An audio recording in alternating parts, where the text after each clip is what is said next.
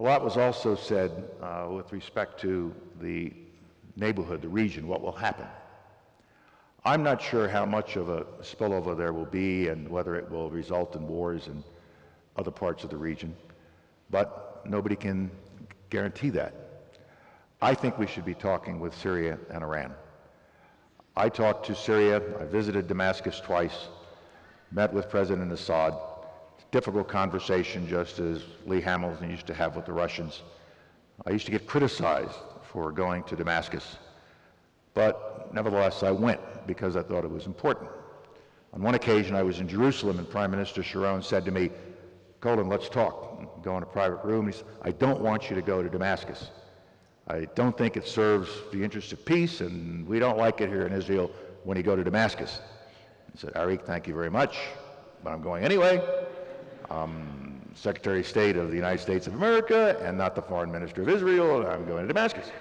And so he laughed and he said, "Well, since you're going,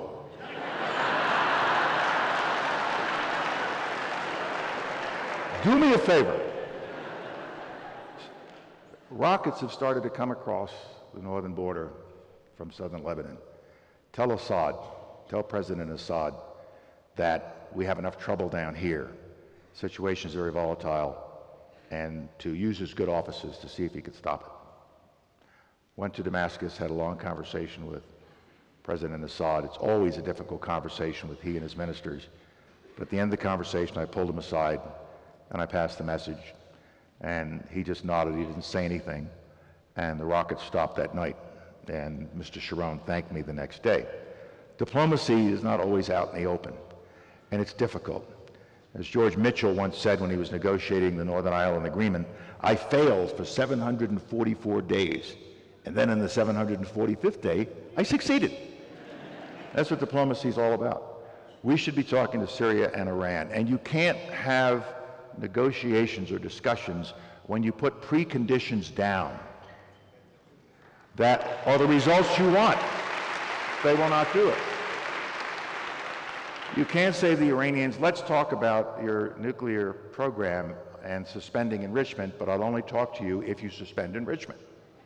They are not in a weakened position. They're in a very strong position right now, and they will not negotiate under those terms.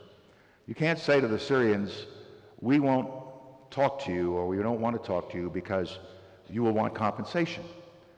Well, so far they haven't asked for any compensation, and if they do, as Nancy Reagan used to say, just say no. But you have to talk with the people you perhaps dislike the most in this dangerous world we're living in, particularly when, with respect to Iraq, we need this help from outside. And so our wonderful young men and women are doing everything the nation asks of them. We should be so very, very proud. Tom Brokaw and I talk about this a lot. You know, it was the greatest generation of World War II that Mr. Gates was part of. I'm telling you, these kids are part of a great generation, and we should be proud of what they do for us every single day. But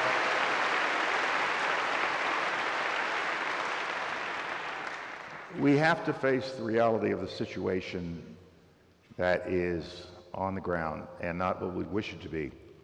And I don't think we've done that well enough in the last several years. We had a real high when Baghdad fell.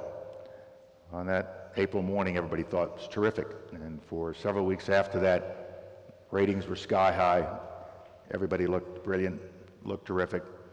And then the second phase of this war began. And from that point on, we did not respond by facing the reality that was on the ground, as opposed to facing just wishful thinking and buying into it. Now, at this point in our history and the history of Iraq, we have to face the real reality on the ground and not turn away. I'll stop at that point because I'll give this lecture